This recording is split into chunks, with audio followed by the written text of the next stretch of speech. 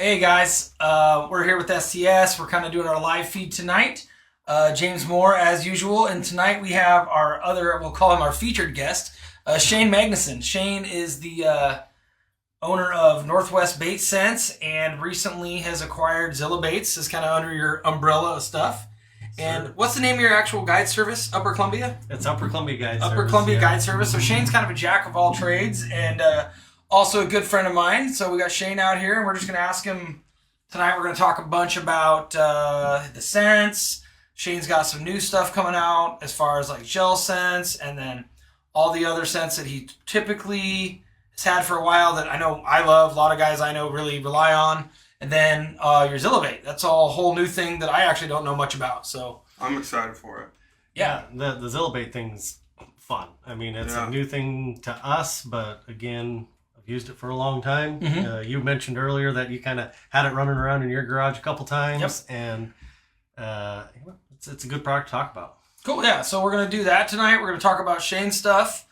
I got actually just a few little clusters of eggs here in a couple different rigs. We'll talk about steelhead fishing, with the eggs that you can cure with the Zillabait, a few different ways to do it.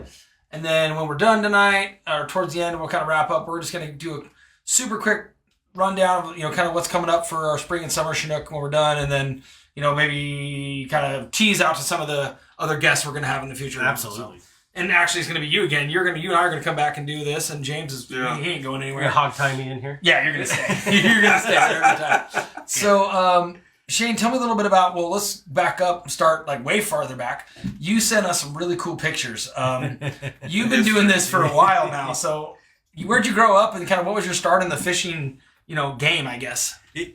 So I started in Leavenworth. That's where I grew up, spent all my life, and went to high school. But started catching salmon on the Icicle River when I was 5. So I caught my first one with my dad. And the one picture you see up there, that one, that's me catching my first steelhead when I was 7. The old foam handled spinning rod. Had the bull haircut and everything. Is that like the XL 400 spinning reel? Yeah. With the rear drag. Nothing with the trigger, the fancy. Oh, we tore that off there. I think I broke mine off. No, that's cool. That's a great photo. This is a really good photo. So tell me about these two, because I know one. You said these are actually hanging up in your house. Yeah. So these are cool. This was a little later on. I was in middle school. I used to go fish. These people had a barge anchored on the icicle, and they would let me come down and fish off of it, and the guy's wife would bring me pancakes while I fished for springers off the barge. And he also was a photographer for the Little Leavenworth Echo newspaper. So one of the days we caught a fish, I was riding up his driveway, and he's like, "Hey, stop, let me get some pictures." And sure enough, it was in the paper the next day. So that one of you driving off with your, so is this like what you do like before school, or did you even bother going to school then? I didn't make it to school a lot. Yeah. I probably wouldn't.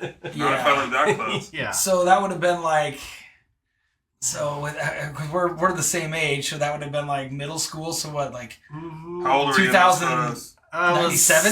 I was probably 12 in that photo, 11, 12. So yeah, that's like 95, 97. Yeah, that's pretty cool. Mm-hmm. Did the icicle have, I don't know, I've never fished it. I don't even know if I've physically ever seen it. I didn't even know where it was. Until I looked it up. I don't even know where it is.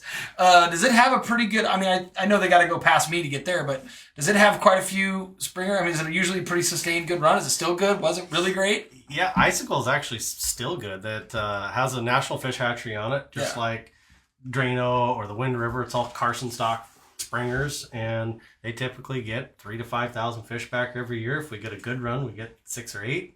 And it's a little creek that is 2.5 miles long that you float down. It's so when they're in there, there's a lot of them. They're in there. It's pretty good fishing. Yeah, I bet. Yeah, you put 5,000 springers in 2 miles of creek, and that's it's gonna be a good thing. Pretty good fishing, especially if you have a barge to stand on. And it's a June thing, by the time they get up there, but it's good time. Yeah, but those fish are all they're springers. I'm a little spoiled because where I've grown up and lived on the more towards Lower River. I look at them and I always think those fish are a lot darker, but. I've seen 1,000 of them. They cut awesome. Super nice. Those fish hold up so well. They don't spawn until August, September. Super red. So they cut well. They still got fat. Yeah. And they bite. One thing, the springers are notoriously difficult to catch.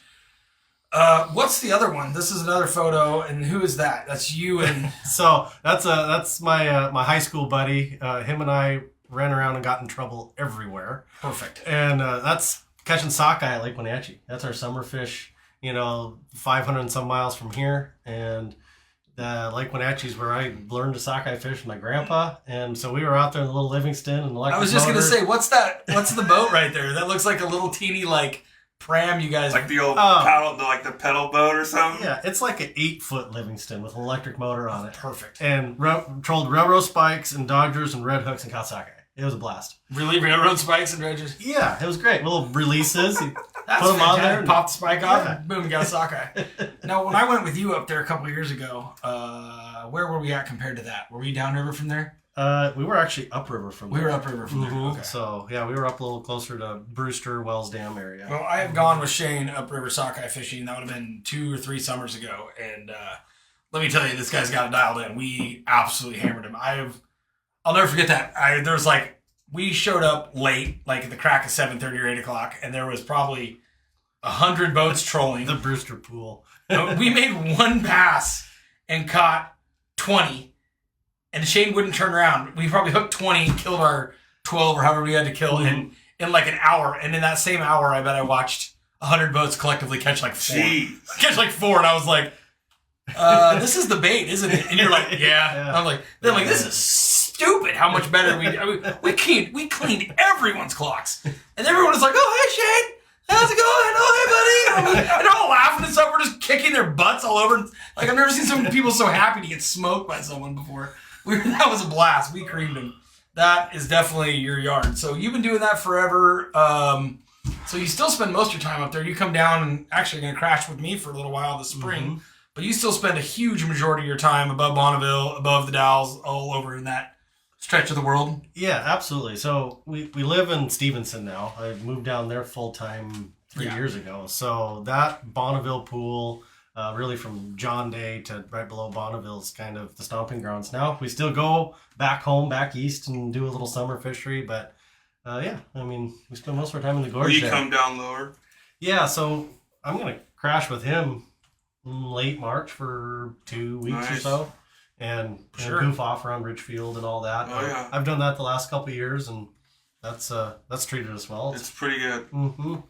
Oh, I like dragging herring downhill just as much as the next guy. So it's fun. So none at all. Yeah. Absolutely hate it. Oh man, that's those days are awesome. Those days can be beautiful or freezing cold. Sometimes, I don't know. What's this last one? So we got one more really good one. You said there's a little story behind this one. Those are springers, I'm guessing, icicle springers? What are those? Those are actually early 90s Wenatchee River springers. Ooh. Uh-huh. And those are all big fish.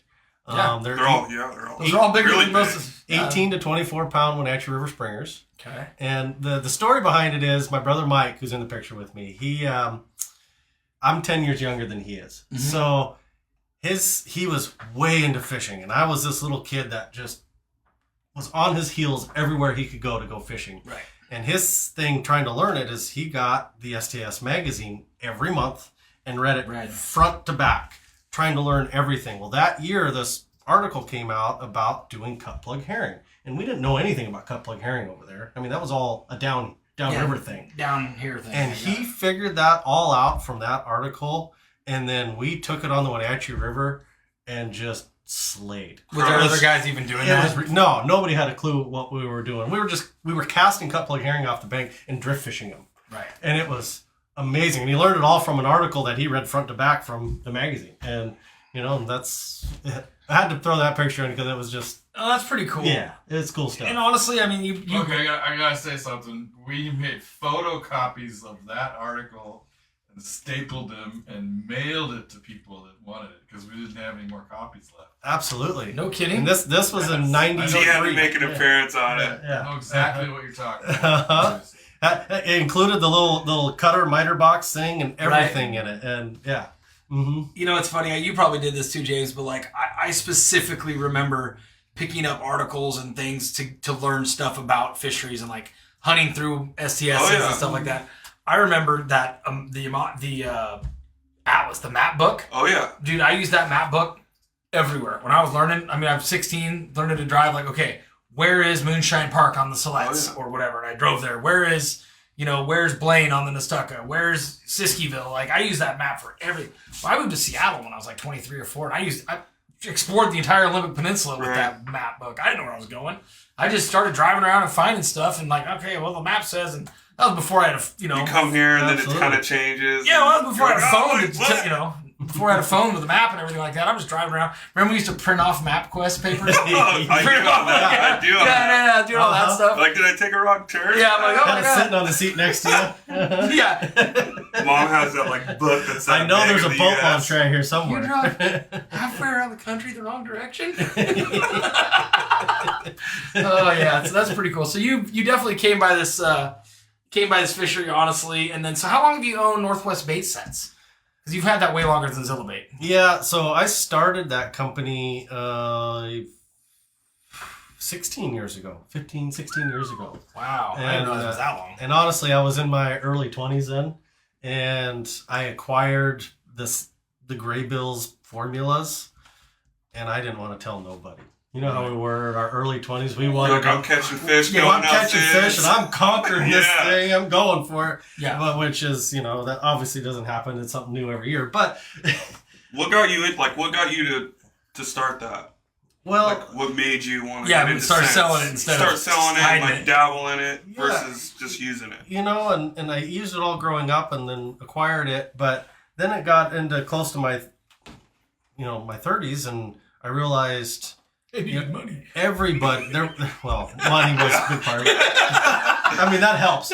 But I was like, one, I want to make more flavors. And two, every person that's running into me guiding now, because I was starting to get popular, was asking me for scent. And I realized I could probably really sell some of You this. got something here. It works and Yeah. people want it. And so let's start exploring actually expanding it. And that just kind of all took off there the last 7-8 years. So if we're just talking about the main stuff, like these bottles, I'm sure there's probably a few little guys, but your regular main ones, how many do you have? There's like herring, tuna, you got walleye, the salmon, steelhead. How many are there of those? Yeah, there's 13 different ones. There's a salmon, steelhead, trout, and kokanee, which are all an anise one. The formula, we adjust the pheromone in it based on the species of fish and kind of what they're doing and feeding. But then we have herring and krill and garlic and sardine and a walleye TNT, which has gotten real popular on the east side of the state, and just a basic walleye and tuna belly. I think I have one in a box down here. Sand shrimp. Sand shrimp's been one of my favorites. So Not to get like super into it because obviously there's you want to keep it yourself, but when you're talking about adjusting pheromone levels, that's a little out of my realm. I understand sense, but like, can you like sort of elaborate that just a little bit? I guess I don't know what that means. So what we find through that process, and this is coming from the book that came from the 80s where all this was developed. I got this from Rick, and the book's like this big. But so the pheromones, there's different ones out there, and there can be a fear pheromone, a love pheromone, different, that type of stuff. And you can put those different things in there and create different reactions from these fish. Now, most of the time when we're fishing salmon, they're either more adult stage and getting ready to either come into a river or they're starting up a river.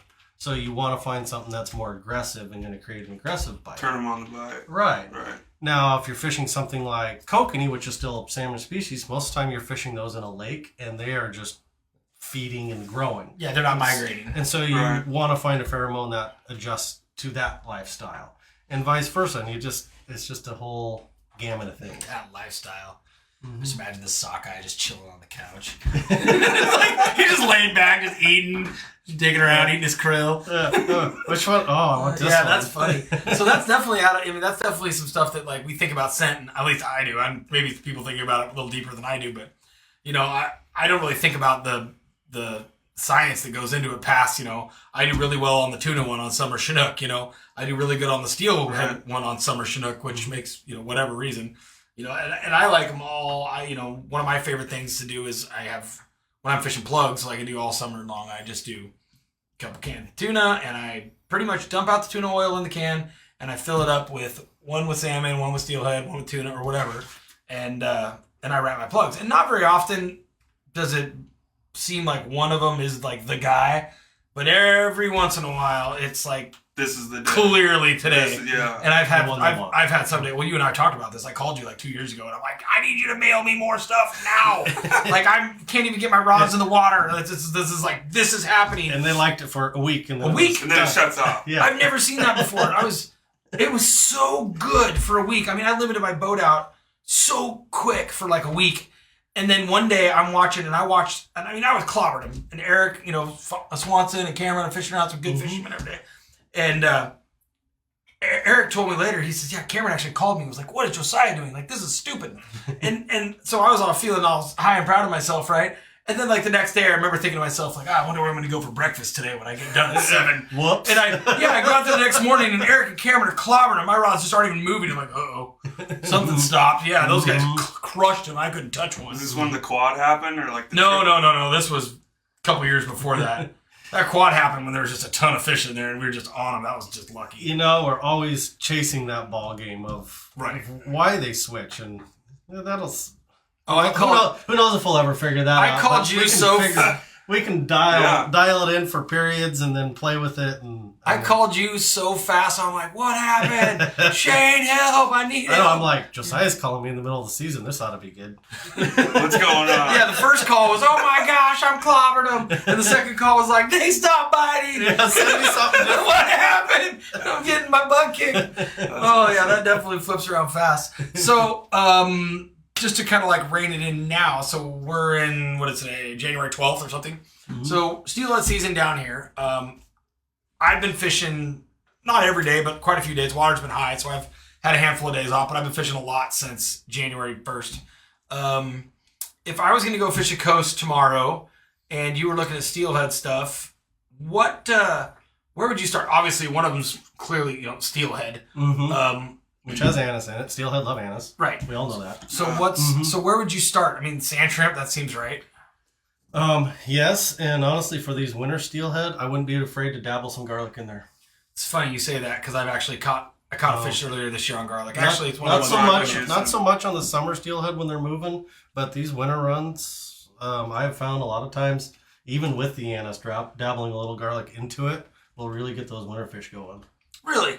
So, forgive me if I'm wrong because I could totally be off, but I've always kind of had this mentality that like newer fish like sweeter stuff, and fish that have been in the river longer like saltier stuff. And I've always sort of put garlic in the category of stuff that's for fish that have been sitting a little longer. Is that not necessarily the case for steelhead? Yes and no. If you look at winter versus summers, most of the summer fish tend to move a long ways, and so they come in very not mature and going, and they sit all these places all summer long, and they mature throughout the river system. Where your winter fish, they're maturing out in the salt, waiting for rain, and then they bomb up the river and for the most part get ready to spawn. So when they come in, they're already kind of in that maturing ready stage. To go, yeah. And so their whole genetic, their whole thing, what's going on with their bodies is much further along than like summer fish. And that's so they like saltier, garlicky, the different things. It's because of that concept. That just gave me a really good idea for the future. I'm going to think about some stuff.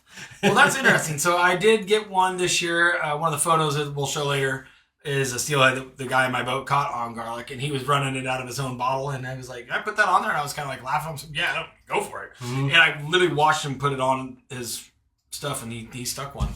And he was laughing about it, too, because he's like, yep, always keep this handy, like my garlic. And I was like, huh. Well, and garlic's a tricky one. It's so potent. As you know, if somebody's using garlic on a boat, you can smell it 5 miles away. Absolutely. So I always tell people, go light with it. Right. You don't have to overdo it. But yeah, it's what's happening in the arsenal. That's one thing you've been telling me about this with the scent since I started using yours. And I use a bunch of them, but since I started using this, you always have kind of been pounded in my head, like, don't overdo it. You really don't need to overdo it. I mean, I guess these things... A little goes a long way, or are you the guy that's like... The sales guy in me likes... Right. Yeah, use it all, guys. But the fishing guide in me says, these fish smell in parts per billion. Take it easy. They don't need... So you don't need to overwhelm them a lot of times. Right. That is... that's pretty cool, and I really, really like watching you do it. I've been lucky, I've sat in your boat a handful of times, and I've seen how you do your baits, and you got your little trays in your cooler, so you're putting baits in different things when we're running, and you're intentionally doing that. And I like how you don't even mention it; you just do it without thinking. And only because I'm a fishing guy, I noticed that. Sure. No, it's a really cool system. I do something similar with my trays. A lot of times in the spring season, we're fishing bait all day. I have little Tupperware trays next to my guys, and I have my guys put their baits in the tray. Right. It keeps the boat kind of clean, but at the same time, they don't even know this. But I put different scents in those different trays, so every time they take it, we run back up. Usually, one of them's this, one of them's that, one of them's probably tuna or shrimp. And honestly, I don't actually think like all matters on all of them. I just like to have them different because if I have 6 rods out, I like to have one's hitting and then. Well, I mean, I figure one starts firing. Yeah. Well, I don't even know if every single fish likes the same thing. I mean, if I'm running 6 rods, I don't want 6 with the exact same smell because maybe one. I don't know if I've ever talked to one, but I can't imagine they all eat the exact same thing. They got to be kind of like people in that there's different tastes. So I just, maybe one of them's going to the Willamette and one of them's going to. Absolutely. Who knows? Going to the icicle. Yeah, right? Which are hundreds of miles away from each other. Yeah. So Corey asks. The little scent goes a long ways on your jigs and your yarn balls and soft plastic beads. Yes, that's what Shane was just saying. I mean, yeah. Yeah, absolutely. And you start talking beads, the soft plastic beads or just hard beads. That's, one of the reasons we are starting to dabble into making gels. Because the gels on hard stuff will actually hold up a little longer than the oils. But definitely on your baits, your eggs, your yarnies, which soak in stuff, your shrimp, the oil scents. Mm-hmm. I do it on the jig and my beads all the time. Mm-hmm. Right. Like almost every cast. Like not every cast, but like it's on there. It's on there. Yeah. I mean, it's... Have you done the Lemon Joy thing with the jigs with the scent yet? Oh, yeah. Did I tell you that the other day? Or We used to Tony and I used to rub Lemon Joy down our lines. Well, no, the smell thing is cool, and but with jigs, if you use scent on them and stuff, or when I use bait, you take them off your rods, they gum up and they stick together. Yeah. I used to always keep a little bottle of Lemon Joy, like a little teeny bottle like this, in my pack, and if you just put a drop of it on there, wash the feathers, watch how much they puff back up. Mm-hmm. They'll just because I just take it off. New one. No, just put a little Lemon Joy on there, or at the end of the day. Yeah, I put a little Lemon Joy. I literally would keep it in my bag, and I would do it once or twice a day, one drop, and just rub the feathers up, and they just go poof. As long as that oil isn't dry, it'll wash off. Yeah, it'll puff right back up. Yeah. So if you let it dry, then it's over. New trick for me. Yeah, if you let it dry, it's over. Yeah, you let them dry, they get pretty goopy. Fisherman's is loving me. You call it jig. Yeah. Call it Yakima, get more maxi jigs. That's cool.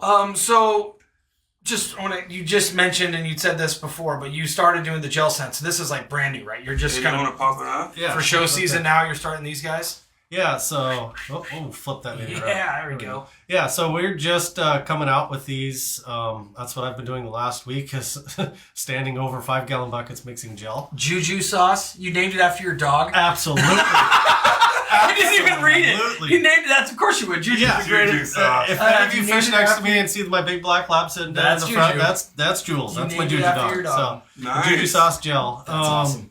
But no, I've been working on this for a while, figuring out the formula. A lot of it's for us fishing spinners and spoons and flashers, like we do all summer long with the 360s, and the gel on those hardware is amazing. So, yeah. Well, I can't imagine it's not going to help because I know for a fact, just looking at my graph throughout the course of the day, pro trolling Astoria, and then anywhere you're not really fishing the bottom all day, I see a lot of them on the graph. Mm-hmm. My front rods I can see because of the angle usually. So the harbor in the spring and then Astoria, especially on slack tides, smaller tides are right under your boat. But the amount of followers, I mean, you can watch fish on your graph come Absolutely. up to it, stay behind it. Mm-hmm. I can't imagine that. And those are just the ones I see. I mean, I can only see 2 of my 6 rods. Mm-hmm. And if I see 7 or 8 a day, how many are following the other 4 rods? Right. I mean, there's a lot. So having a set, something on there that's sticky that gives them a reason to follow, that can't hurt. And gels in this world are no new thing. There's a lot of them out there, but it's new to us and bringing ours with our formula to it. So it's it's fun. Cool. I was going to ask you because you guys took over Zillabait, and it is steelhead season. There is a lot of guys doing different cures for steelhead, different things. Obviously, the scents we can add whatever. Can you tell me just a little bit about the Zillabait cure? Yeah. So we have couple different ones up here. So Right. that's a blurple. That's Orange Crush. This is our part of our giveaway tonight. We also have Cool. a red Raz, and it's a color thing. If you look at your eggs over here, Mine are super orange. super orange, super natural. That's what you're going to get out of this Orange Crush one. It has a fluorescent orange dye in it that creates this bright, really natural looking egg. Mm-hmm. And then if you're the guy that likes something, more pink, more normal, like you see in a lot of egg cures, and you go for the pink red Raz.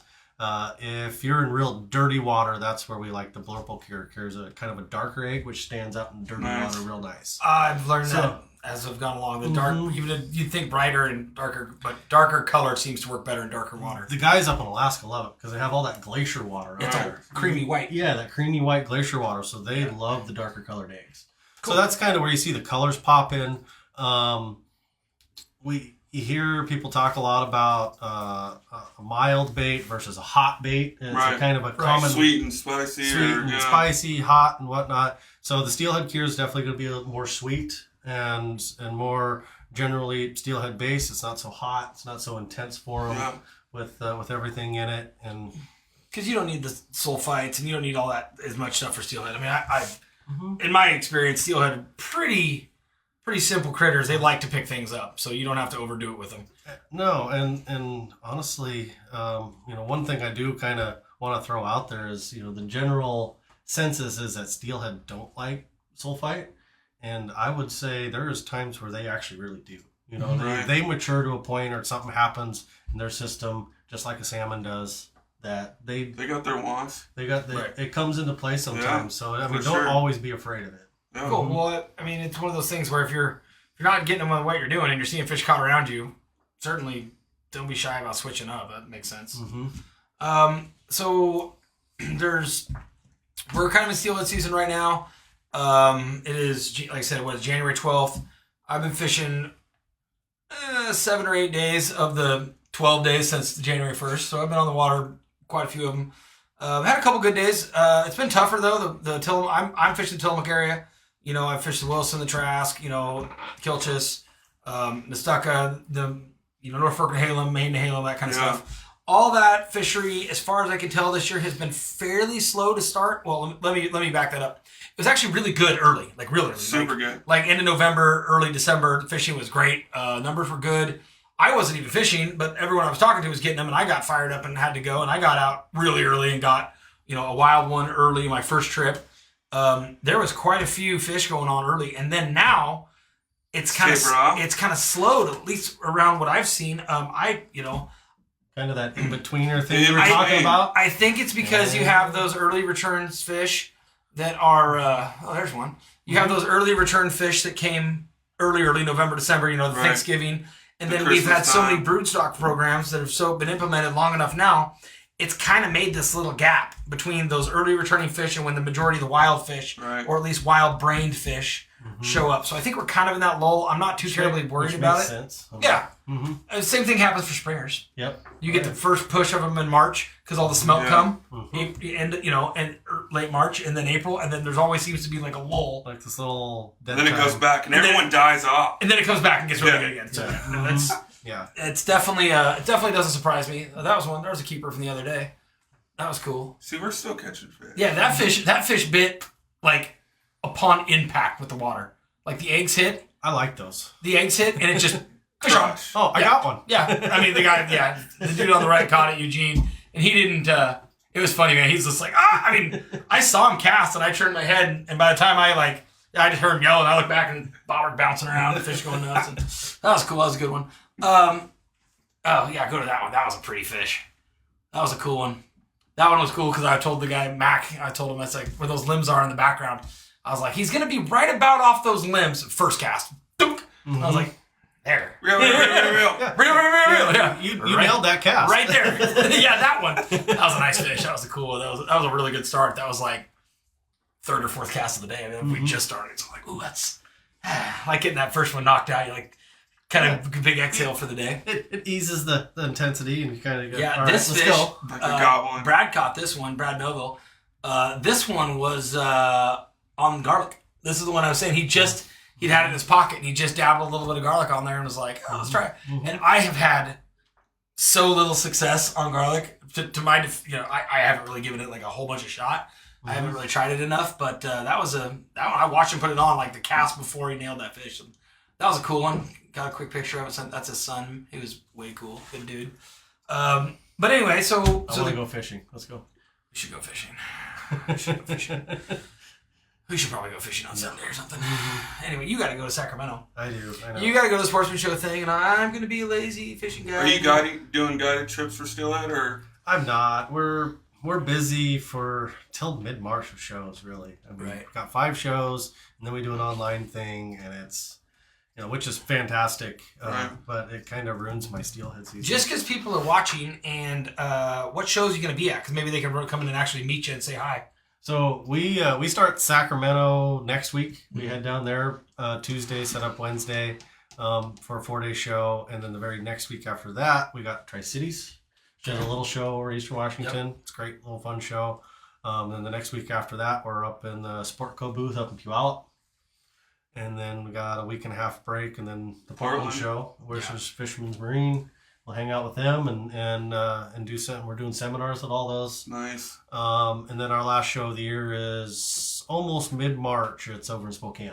So after seeing what I saw fishing with you with Sockeye, I bet the Tri-Cities and Spokane show you're going to sell a lot of them because that's kind of where all those things are going. And this year we're supposed to have a pretty good return again. Well, who knows? But yeah, that Sockeye thing, man, when it's good, it's throw good. out, throw out a prediction. It's unbelievable. Have you ever gone up and done it? No. Up there, like where he's talking about?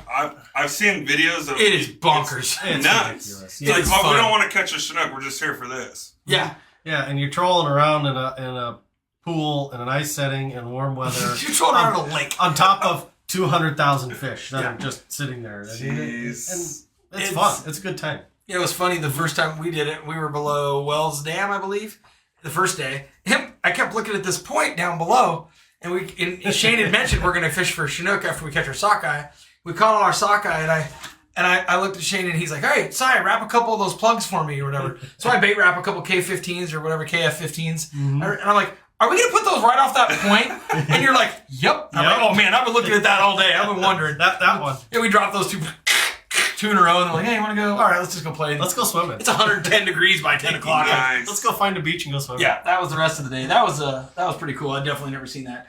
You will find a way to go do that, though. It is pretty fun. Maybe I You can gotta drag come over. Tony to go. Oh, yeah. Get out Yeah. on there. Mm-hmm. Come love over to and hang go. out. It's worth the trip in You. July. There's a couple guys. That fishery over there. It's before the whole buoy tent thing gets going. Yeah. And, Yeah. it's just It's a heck of nice. it's a little bit of a drive. I think it took me 5 or 6 hours to get over there, but we stuck around for a day or two and hung out with you and Jared and the crew like we always do, and that was seriously. The Idaho trip. Oh, the Idaho trip. Well, it's the same thing, but this was the year before, so we're gonna it's just a different destination, same party. Same party. Same party, different destination. So, I want to talk just a tiny bit about some of the. I brought some steelhead eggs, and I brought a couple different rigs and some yarn balls and stuff like that. And I didn't want to talk about them super long, but I've had a couple people ask me about it, so I wanted to just discuss a couple things. Because the water has been so big so far this year for steelhead fishing, it has been big. I mean, it has been the upper end of what I want to fish. I personally, I want it as low as possible. I would rather it be bone dry and low all year for me. But it's been high and green, and with that fishing the way it's been so far, I think a lot of the fish are blowing right through, and I think you're going to need a little bit bigger stuff, bait, scent, bigger yarn balls, stuff like that to get their attention. So I brought a couple little rigs with me, and I'm just going to do like a super quick kind of synopsis or rundown. These ones, I don't even know. These little double rigs right here, I don't have really a name for them. I call them, they're little cheater rigs, little chokers. They work fantastic. I bobber dog these a lot. They work great. And this one in particular has a number 2 on the back and a 4 on the front with a cheater in the middle. Want to show it? Yeah, I think he's got it right there. Oh, you got it, yeah. too. So it's just laying there like that. It's a 2 and a 4. And so all you have to do with these ones is your egg loop on the front slips open. It's super simple. I don't try and do too much with these. I just get them stuck on there and get it somewhere in the middle of the egg loop. Pull them snug tight. And it just makes like a little glob. Well, as the bait, wears out a little bit and breaks down, it usually kind of globs around that corky. But it ends up being a pretty dirty little bait, and when these things are, when you're bobber dogging them, your lead's dragging, and I think that float's keeping it up, so you're actually backing it down the river like this, that natural and flow down it's it. flowing down, and man, your bite to land ratio on these things is like 99 out of 100. Yeah, you don't miss these things. If they get the top half, they get that little number 4 or the 2 in the back, but you barely miss them. I mean, almost never. And the cool thing about it is, and I'd like to pretend like I get them right all the time, but you can be like stupid late. If you're late on the, if you just tell your Let guys, them hang it. yeah, well, you don't even try to. Most times because someone's looking at a blue jay or something in a tree. And That would I'm be- like, yeah. I'm like, Mike, reel, Like your Mike. rod's off, your rod's off. All right. Tangles, reel. Like Robert's swimming off. But no, that's just, they work really, really well. That rig particularly is, I would call it idiot proof, but it's a really good one. I mean, they eat that thing and they, you got eggs on there, so they're wanting to hold it. But that's a really good rig. I really like that one. Why the if you don't mind me stopping, Yeah. why the smaller hookup on top? Is it to keep it lighter, or you just? You can use a 2 on there too. I don't know. I just use 4s because I don't really, honestly, man, I don't care about the front hook. I don't want it to snag. Mostly just a holder. Just It's a mostly holder. just a holder. Makes If that sense. hook gets bent out or snagged or screwed up, Done. I literally just cut it off. I will literally just cut the hook because I don't want it to get in the way of this one. You're getting the fish off the The back one. The back one. And 99% of That's the what I was time, wondering. even though, you might think that like, oh man, you're going to like foul hook them or get them deep or whatever. No, you don't. They get it right in the corner. When they grab the bait, that thing almost always wraps in the side. You almost always get them right in the corner. I can't even think of very many that I ever got that once in a while, really big ones will just, because their mouths are so big, they can get the whole thing in there. But for the most part, you get them right in the corner. Even the big ones, they're right around the mandible, 90% of the time. So makes sense. Yep. So this one, that's just one way to do it. Another one that I like to bobber dog a lot are just kind of the yarn balls tipped with eggs. This guy is basically that loop, and you can go online and look. There's a million different ways or different videos of showing you how to do this, but it's just an egg loop with the loop tied in the back end. This was real easy. I like the yarn balls that are all tied individually like this, like separate. On their own, I can do a bunch of different stuff with these. And same thing, there's videos online. You can put all the yarn through the coffee straw, the 3 or 4 colors you want, and then just wrap them really quick, and you can cut them, and they just kind of come out in a circle. Super good way to do it, really Looks fast. factory. What's up? It looks factory. Yeah, I know. It's somebody better than me tied this one, I promise. But these are cool. With these ones, I just take, this is number 1 hook. I just take it and I get a bite of that stretchy thread in there. And I always pull the yarn or pull the line around the bottom. And you basically just tuck it in real close. And that little tag end right there, I can take that little tag end right there and pull it with my teeth. And I'll just cinch that yarn ball up. And it's right there. Oops. It's right there around the back of the hook. And now, I got a yarn ball with the hook that's sticking out, hanging out. It's absolutely perfect. Ready to rock. Yeah, I mean, you can fish this all day with that gel scent and with the scents. And those yarn balls kind of float the hook a little bit too, keeps it from getting snagged and things. I mean, to me, that's almost exact. I mean, that's a bigger one, but for right now, I wouldn't be afraid to throw that at all. I mean, that's even bigger. It's high water, definitely. And with these ones, you can, because of the way I tied the yarn ball in the back end, you still have an egg loop in the front. So it's, Slap a little. yeah, and I do this with guys all the time. Yeah, it doesn't hurt anything. Load it up. Candy. Yeah. It doesn't hurt anything. Little sand shrimp on it. And you know what? Maybe. Off you go. And what I do with these ones, though, is as the eggs come off and stuff. Springer would eat that. Yeah. Oh. Well, a lot of times people, customers they'll be like, hey, my eggs are kind of getting sad. I'm like, hey, it doesn't really matter that much. I put them on there the first time, but they get some scent on there. And a lot of times I will literally just put a little Rubbermaid bucket in my bow of my boat, and I'll just mix some stuff in it. Usually the Steelhead Cure or the sand shrimp one. Dunk it in there. Yeah, and I just every once in a while, if you don't want scent, maybe I'm rowing or doing 3 things at once, and just drop it in there. It takes 2 seconds. It's gonna suck right into that yarn ball. Nice. Bait's getting Super tired, freshen convenient. up a little bit. Oh. Hi, your We mom. know where Hi, that- mom. Hey, Mom. Hi, Mom. Oh, everybody loves their moms. Moms are the best. Moms are the best. So this is the last one that I kind of was gonna. This one's the same thing, those little yarn balls, but the difference between is instead of putting it on the hook, I like this. This works really good. Yeah. So This I is was pretty looking forward to trick. this. Yeah. This is my favorite way to do them, actually. I like this because it's just super easy.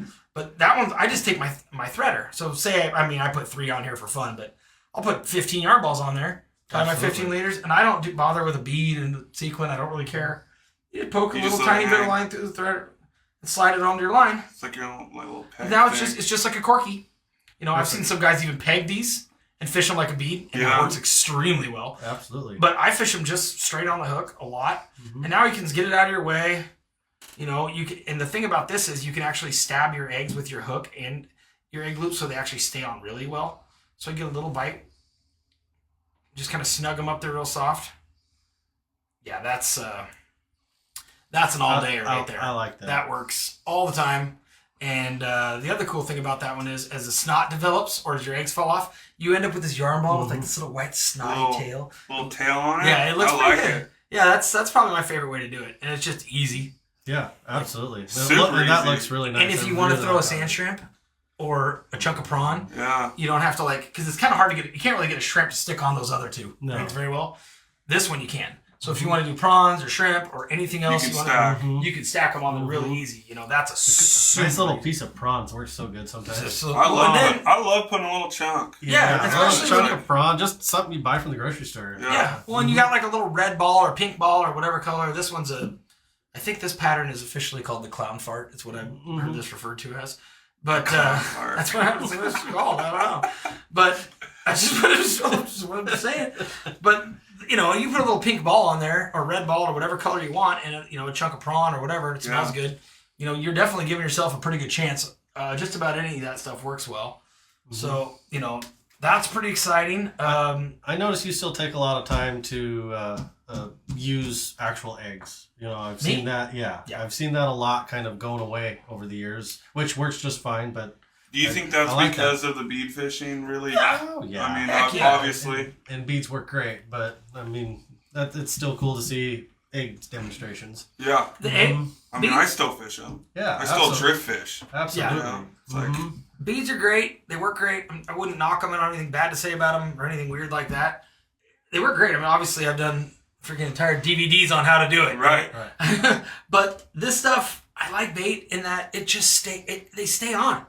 You know, when you hook one on a peg bead, you get them in the chin or the corner of the mouth or somewhere, which is fine. And it's probably, honestly, it's way safer for the fish. But, man, when you stick one on a glob of eggs, you can be late, and you almost always get them inside out instead of outside in, and you just land more. It's crushed. You land them. Yeah, you set the hook. If that guy sticks Inhaled it it. and gets a heavy stick and it's on there, they usually come to the boat. We got one up there. Oh, Shane, what different egg cures? This is from Gary Young. What different egg cures and colors did you focus on for hover fishing Columbia Fall Chinook? I love your Zillabait prawn cure. Oh, nice. Thanks, Gary. For those hover fishing fall Chinook, stick with the salmon red raz pretty much all day. That Columbia water is still pretty clean. You don't need a dark color. Salmon love pink and pink red eggs. Yeah. I mean, so stick with that. If you feel the fish aren't liking the salmon cure and you want to go something a little lighter, don't be afraid to throw the steelhead cure at them. It's a little sweet, has a little less sulfite type stuff in it. So, sometimes they don't want all that zing in it. Well, I mean, you're hover fishing. All the good bobber fishermen that I know that are, good like tidewater bobber fishermen, they have a handful of different cures with them or different eggs. That's what I was going to ask. Like, Absolutely. how many trays are you bringing hover fishing? I can't imagine hover fishing. You're not doing the same. I've seen you do it with herring. I know you're doing hover fishing. Absolutely. I usually have 3 trays, and it works from something that is very basic and mild to something that you open it up and you go, whoa. Right. Don't get that on. Don't get that on your skin. And then somewhere in the middle. Don't touch. Don't touch that. Yeah. Don't rub your eyes. Yeah. And a lot of times it just depends on which fish you're on. If you're on newer fish, they like the real mild one. And if you're on more mature fish, they like the more potent one. It's kind of figure it out day by day. That's cool. I got to go hover fishing up there. I've always gone up there trolled because it's what I know down here. But, it's the hover fishing looks awesome. Well, Jesse, I know he was smashing them up there hover fishing. Like, oh, man. Jesse whacks them up there. And all the guys that I've watched. I stay away. What you guys can't see is Jesse sitting over here just offset. But Jesse's a heck of a good fisherman, too. It's a good old boys guide service. Good old boys fishing adventure. Yeah. He was putting a whooping on him at Drano last year. It was impressive. When I was doing the white salmon and the fishing that stuff, I not very many days that I watched the hover guys really clobber them, but there was a few, and there's one dude in particular. Yeah. And he's a local guy, and I see him and he's really nice. I don't know if you're watching a guy in the White North River, but he's a really nice guy. He's He's not a guy. Oh yeah, no. he takes pictures. He's always hanging out. I'm like, dude, this guy's making. He has a program. He is crushing them. And he's always got a bunch of like high school age kids, younger kids. One of the guys is like 18, 19, 20 kids, always running the boat. They're just like trading off. I just look over and they always have fish. They're hooked up. Yeah. I'm like, I'm gonna pay that guy. I want to go with that guy. I want to go fishing with him. Yeah, he hammers them. He actually got a couple really good pictures of me last year or year before, nice. fighting fish, and all of a sudden I got a text, and I never thought of this. It was kind of an accident benefit, right? But I never had my number on my boat, my name on the side of my boat. All of a sudden I'm out there fishing in these fisheries where everyone's close together, land a fish, and all of a sudden I look down, I got 3 text messages. Well, people are taking pictures of you and sending them to you. I'm like, oh, cool. Thanks, guys. Yeah, he got a couple really cool ones of me, so that's why when I do it, if I'm out there trolling around now, I try and Get the action. I try and take pictures of people netting fish next to me. A lot of times I'll yell at them. I'm like, hey, absolutely, send me a text. Right. It's on the side of my boat. Send me a text. I got your number. I'll send you the pictures. I got some pictures of you. They yeah, love awesome. oh yeah, it's super cool. Nobody gets pictures like that. No, you never, especially when you get to like the perfect one where they're netting the fish on the side of the boat that you're on, so you can see the whole thing. Like, how often do you get that cool outside looking in, unless your buddy gets you? That's a memory for all of us. Yeah. For life.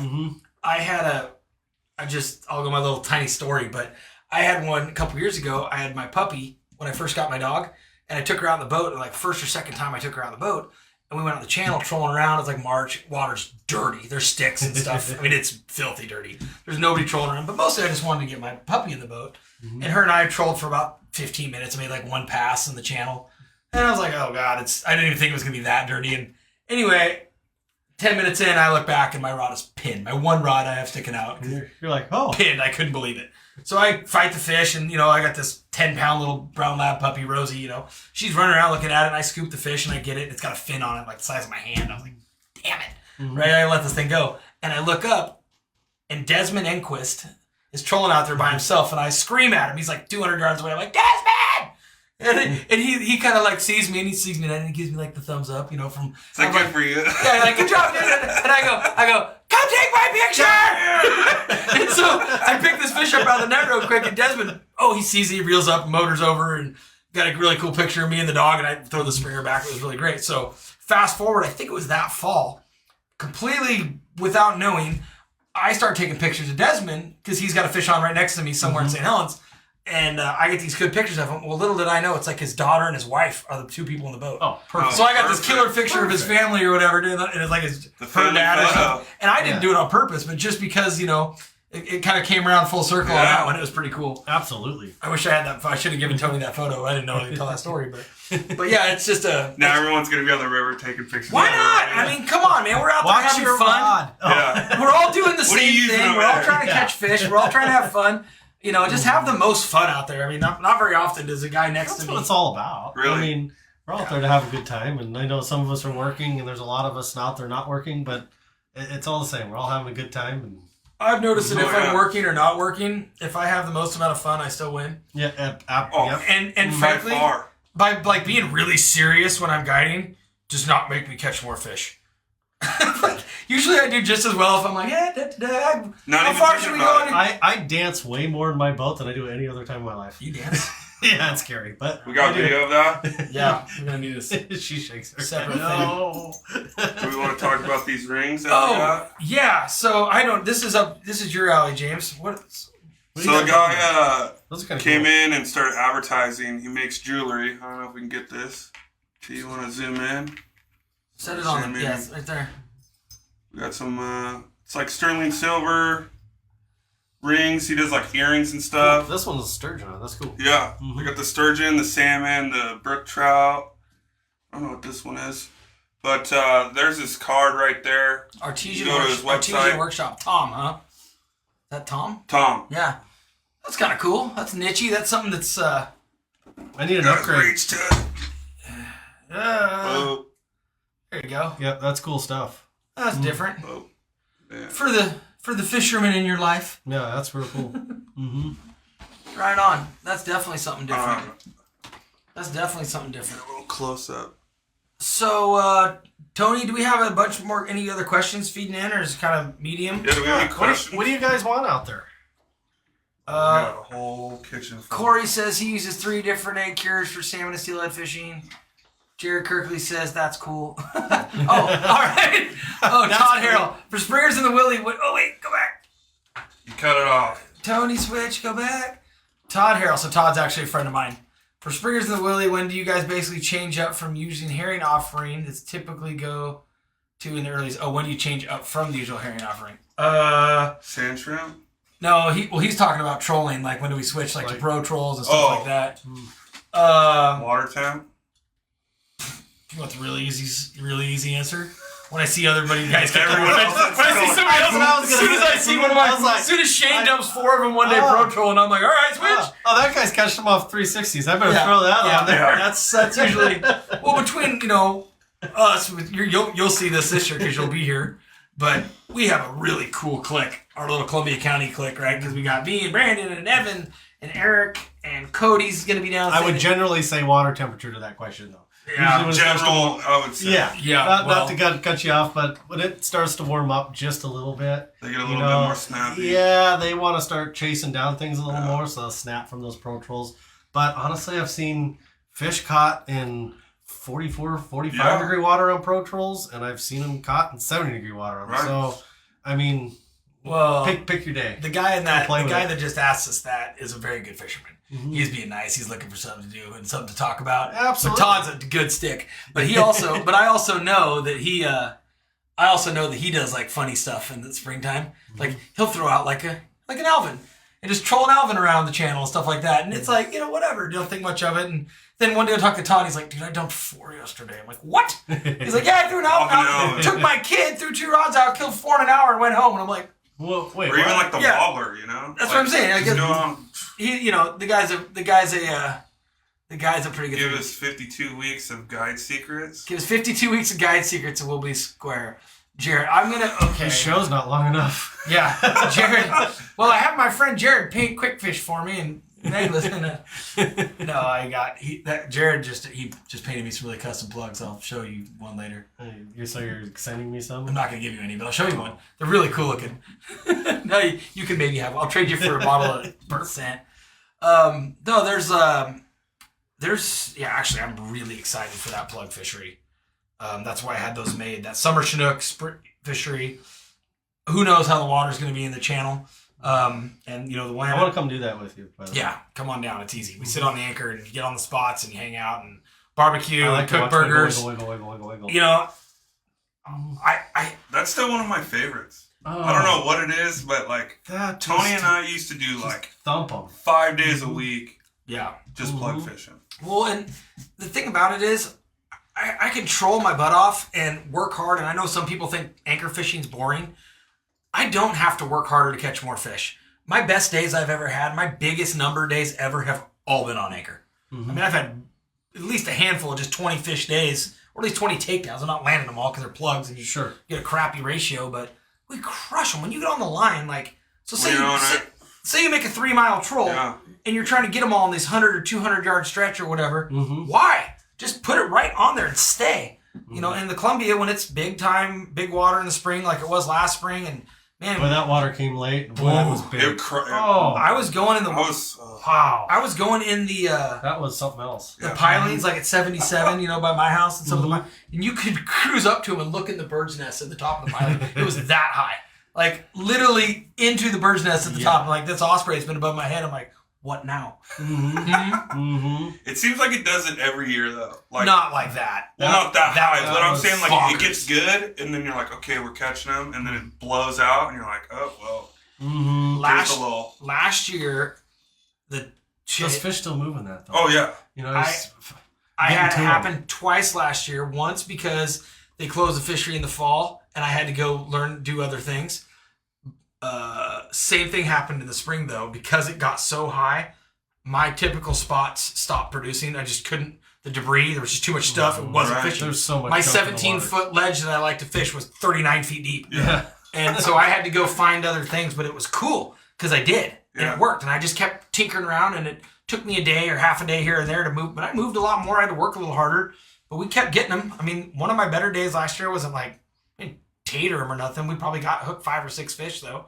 And I was in 4 to 6 feet of water. Yeah. Just moving around, kind of looking at banks and knowing what I know of some of the shorelines. I'm like, Those fish are traveling tight in that high water.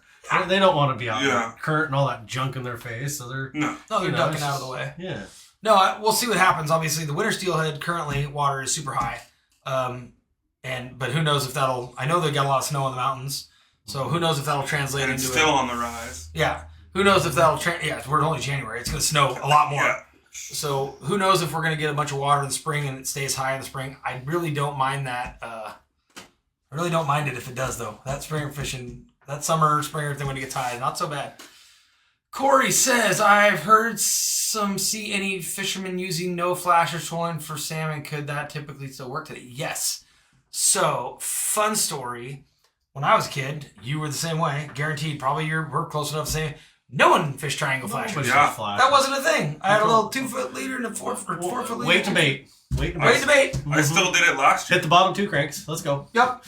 Last year I was doing weight and just flatline and sand shrimp just to get it down. I fish my middle rod a lot without flashers. I'll fish flashers on the bow and flashers in the back, and I leave my middle rods without them. I always wonder when there's 9,000 boats trolling, especially when you're in the channel and it's just shallow and there's boats everywhere. Yeah, I definitely take my flashers off sometimes. I have no problem. They like the little presentation. Like, yeah, they like, well, it's got. I can only imagine how overwhelming it must look down there if you're a fish. All that going around. I mean, yeah. If they weren't spooky, now they are. Yeah. You know? Not that you're going to get some to snap, but some of them are going to just get it boogie on out of there.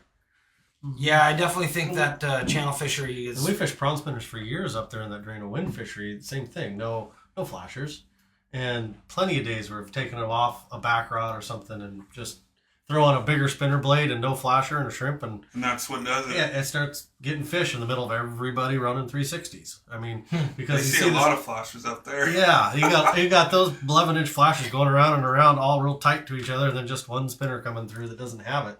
I mean, that one's not so scary. Yeah, I'm gonna eat that one. Yeah, I'm gonna eat that. Oh, that's cool. That's way cool. So we got your stuff's coming up. You got the shows coming. If you guys are going to any of the sportsman shows coming up, you can find Shane. He's going to be at most of the big ones. Definitely Portland and Puyallup. So, yeah, those products. Come say hi. I am definitely a huge fan of the salmon and the steelhead one. And the tuna belly one I use a lot. Sand shrimp one I don't use as much. I probably should. And I I'm going to start using them and trying them out. Yeah, well, the salmon and the steelhead one work really well. In fact, I use the salmon one a lot for steelhead on the coast. I like the salmon one. I don't know why. I don't know what's in it, but I like it. Super top secret, yeah. Tell you. All the good stuff. All the good stuff. All the good stuff's in there. Well, I will tell you the steelhead like it on the coast for sure. We have giveaways. Shane, what did you bring to give away today? So we have a drawing, and I don't know, is there a rod? There's a rod. So are we going to do them together? I would say. Yeah, we're going to. Okay, so. We'll pick a winner in a few days on our Facebook page. Okay, so what do you got? X11? X11, 9.6. Cool. An X11 salmon rod. Perfect. 9.6, 15 to 30. That's perfect. And then whole bunch of Zillabait. Yeah, we got 2 steelhead gears, an orange crush, and the blurple. We got some Z salts. This is a bite stimulant, sulfite, and some shrimp stuff in there. And then steelhead season, so steelhead sand shrimp. Nice. That's probably going to be all you need. Yep. Just a reel and line and some tackle. Well, there's your rod. Let's go. I'll even throw in You can have my yarn balls. Throw the eggs. You can have my yarn balls. I like this one. Yeah, that one's good. I want to take that one home. The clown fart. I'm like gonna remember that forever now. Yeah, that's what it's called. Old clown fart. Yeah, that's what it's called. Shoot, we got a couple ones. This show's great. Gosh, nice. Shane is so good looking. I can't believe you got it. Whoa! Wow! I'd love to see him wrapped in sand shrimp. What? That's weird. Okay, so old school technique still working. So we must have. That's pretty cool. Awesome. Josiah's terrible at this. Don't bring him back. Good stuff, Robert Cole. Robert likes the sand shrimp one. Robert's a cool guy. He lives in Scappoose. He's a nice guy. He's a really good, but he does YouTube videos of cooking videos. dude can barbecue. Like, dude can cook. Yeah, he's a good dude. I like that guy. He's a good guy to know. We need some food on the set. Yeah, we definitely. But then we'll bring him in for the food day. So, like, after the shows, then it's... No, he jumps in with me once in a while Springer fishing. I mean, obviously, you're going to be... Yeah. Doing So after the sport and- shows, we'll get fired into Springer season, and then You fully booked. When are you done with sport shows? Like, when does that stop? March? it's like the 15th of March. It's middle March. Mm-hmm. Cool. It's the week before I come to your house. Then you're coming to my house, and then we're cool. Mm-hmm. That'll be zero fun. What's the best way to reach you so they know? You know, go on the website, uppercolumbiaguide.com. Of course, there's Northwest Bait and Scent website, too. There are emails on there. You can always message via social media. We're on Facebook, Instagram, everything.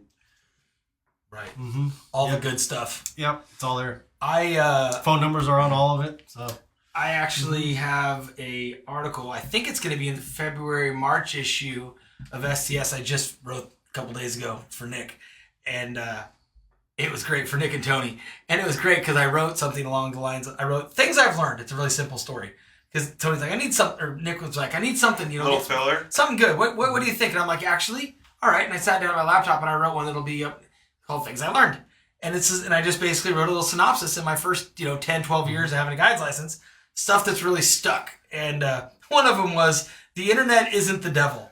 So Facebook, it's not that bad. But I think the main point I made in that What about TikTok? TikTok might be the devil. I don't know. I get lost on there. For Yeah, that's a good way to waste 2 hours. Oh, it's like- And it's gone. You start one and then it's a rabbit hole. Yeah, no, It's great when you're sitting on anchor. Oh yeah, perfect. No, one of the things I discussed though was about how for someone like you or I, it's a really great way for people to contact us, stay, keep people updated on what's going on. If you're trying to book trips, it works out great for a fishing guide. But the one point that I really made in that little tiny blurb was, it doesn't have to be real time. You don't have to do something today and post it this afternoon. Yeah, you can In wait fact, after season. It might be better for you if you give it 4 weeks, days, weeks, months. It does not necessarily have to be real time. If you want it to be great, this is real time. This is great. We're talking about this right now. It's really happening. But boy, I think one of the things that hurts people, when especially fishing guides, like they don't post things the day that you do it. Oh, Colleen, this is a great question because I'm actually really curious too because I don't know this. What is the best way to store your scents? Do you keep these refrigerated? How important is that? And how long should you leave them? Because those are all questions I wonder. That's a great question. Colleen, thank you, which she fishes with me. And, Does she? And then her and her husband are out there all the time, and they kick butt. So They know their stuff. Yeah. If you see a red boat and them two out there, follow them around. They're pretty good at it. But no, with the scent thing for storage, I like to keep mine in and out of the bait box. The sun kills everything. Sun. Sun. You can Not necessarily heat. Yeah, With sun. See, that's you what leave it I out in would the wonder. sun. Like, you just put it in the garage. You let when it gets sit out in hot. the sun. All these plastic bottles, whether they're clear or not, start bringing in that heat. It's like you start touching stuff, even though it's not real warm outside. You start touching your aluminum and it's getting warm. That's what these plastic bottles do. So it starts warming it up in there. And it takes on all that UV, and it's going to kill stuff over time. What would I say? In normal shop conditions, store conditions, 60 to 70 degrees. The guy's keeping his boat in the... Scent's garage. gonna last. Oil stuff's gonna last 3 to 5 years, pretty easily. And honestly, I like to replace stuff before We then. got gallons of this sold? And then gels will last even longer. They take it a little better. But I do like in and out of my bait box. I don't refrigerate mine, but I don't leave it out in the boat baking in the sun either. Okay. So obviously a little bit of common sense, I guess. If it seems like it's too hot and cooking, it probably is. Yep.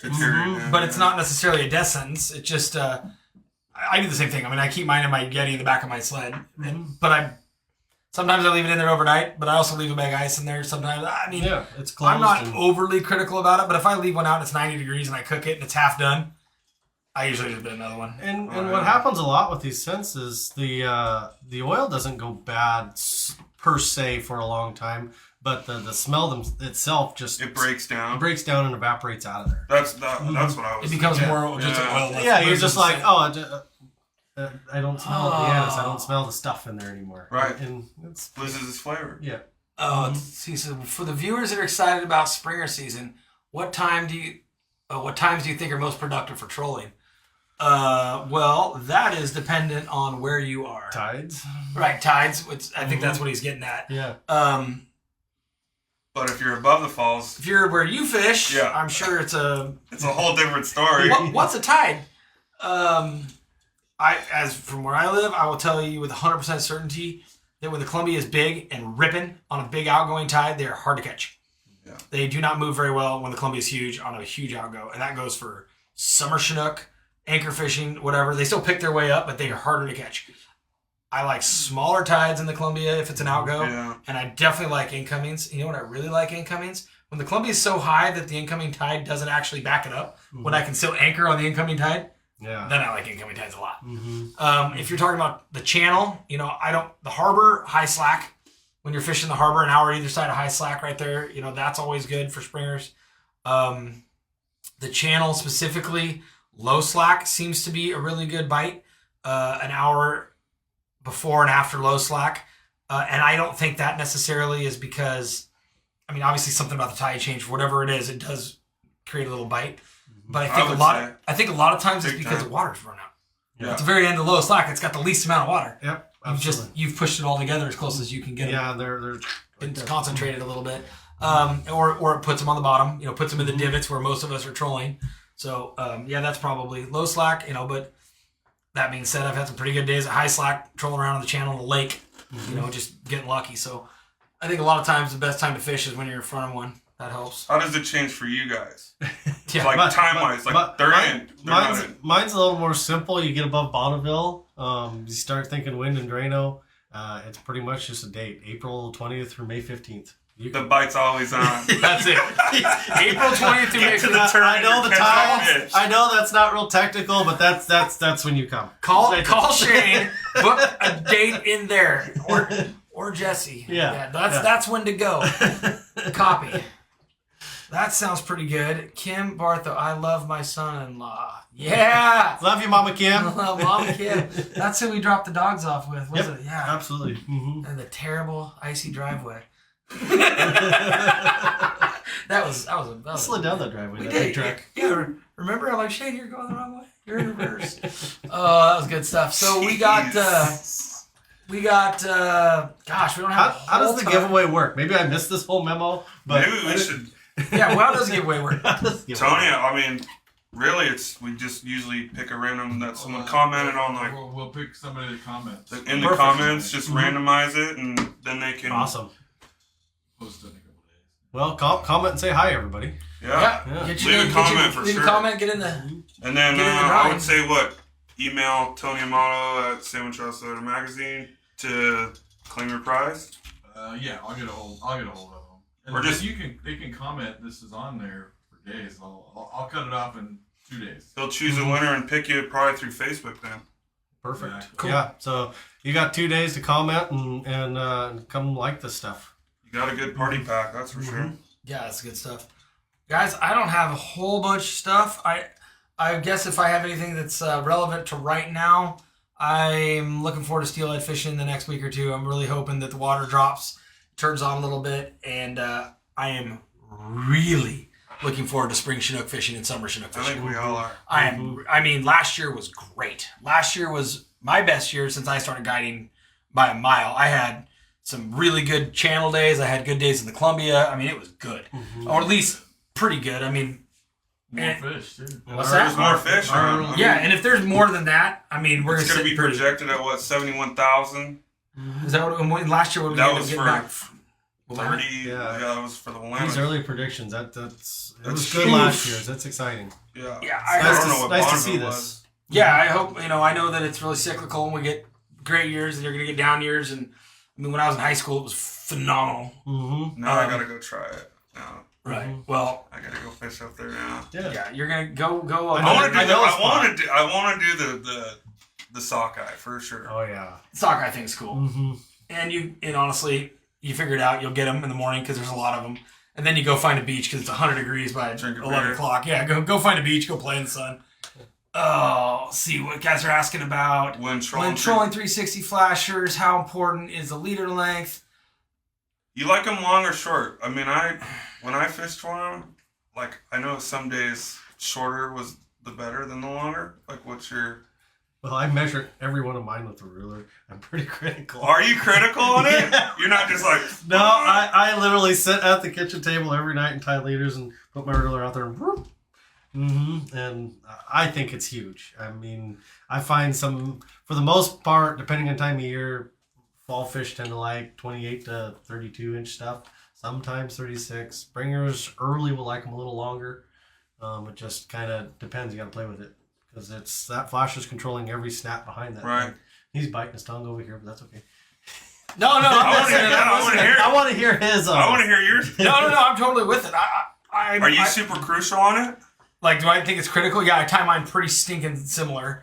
That being said, I definitely have rods where it's not getting bit, and I'm getting bit on other rods in the boat, and I will just cut that one off and retie it, so I know it's 2 or 3 inches shorter than it was. Yeah. And put it right back down. Doesn't change a thing. And it gets bit. Boom, starts getting bit. And it just changed that snap just a It little bit. It's the zip. end, It's that blade. It goes that- zzz, it speeds up and slows down. I tell people, it's just like pulling a string in front of the cat. Well, and I don't know if you guys have noticed, but I've found those 360 flashers, not every one of them thumps the same. No. And I think I noticed that last year. that plays a big role in it too. You might have the same leader length on all of them, but one of them's not getting bit. And you just got to adjust it a little bit. Oh, here's a tip.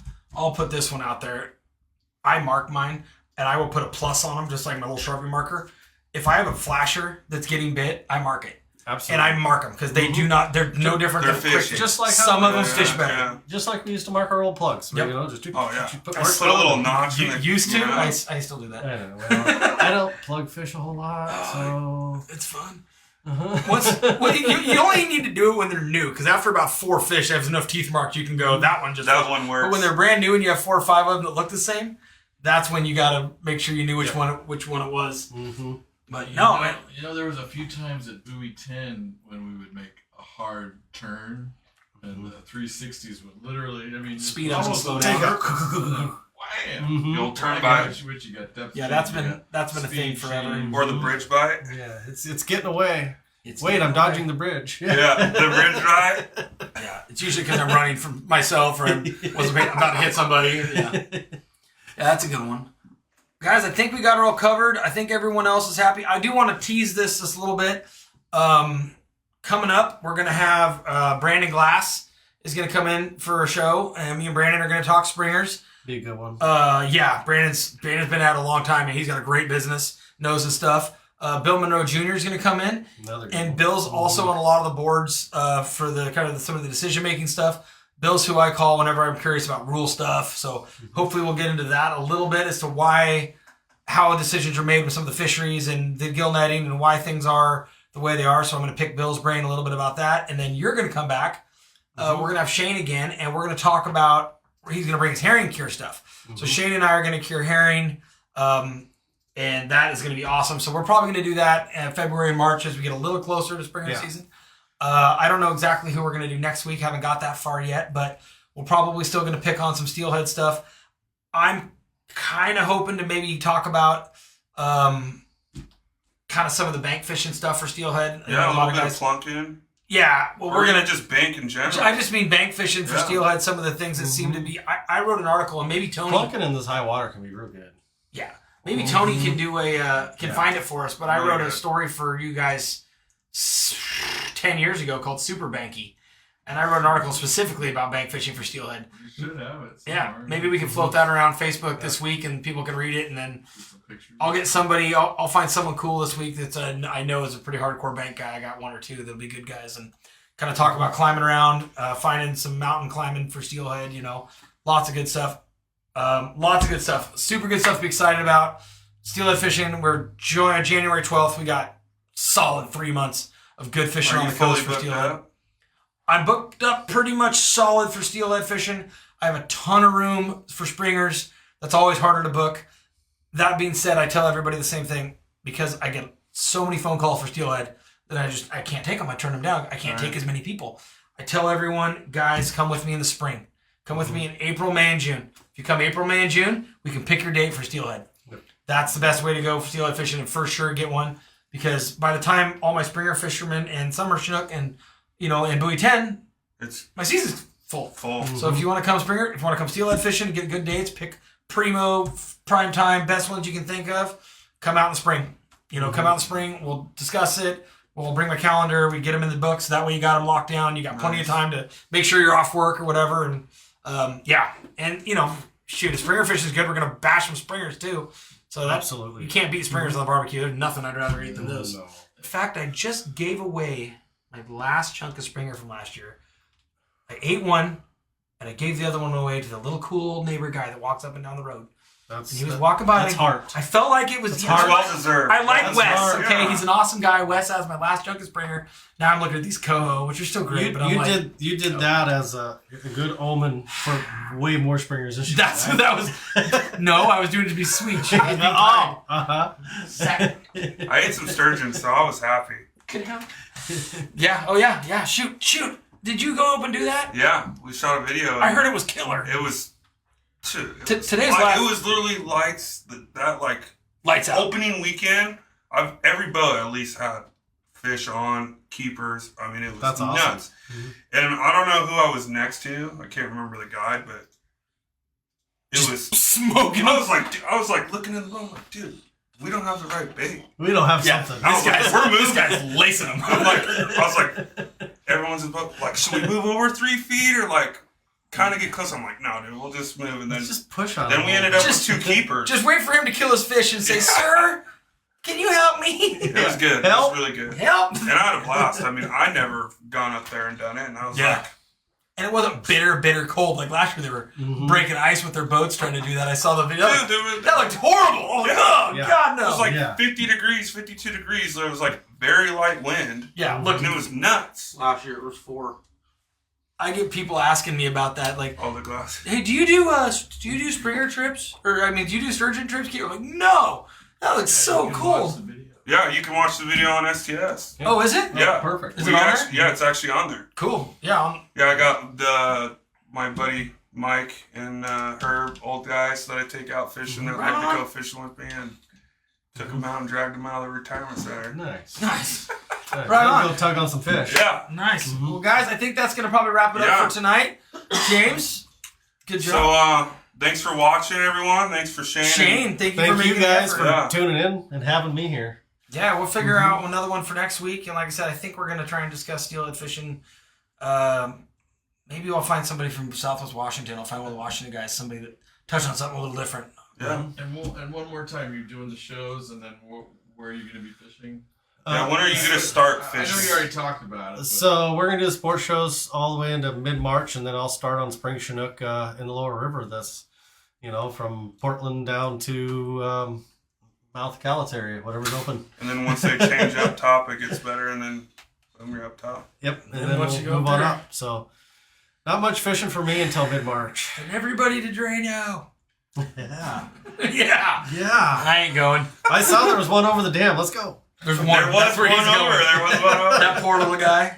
He's trying to get There's out like of there. 60 boats up top. I caught him. He's gone. He's dead. All right, guys. Awesome. Thank you guys. So thanks for watching. Thanks for the support. If you guys go to the STS webpage and do a subscribe, and then you'll get, you can look at the videos, subscribe to our magazines, videos. It's all good support and helps us out, helps out everyone, and pushes everyone that comes and visits. So keep watching. We'll see you next time.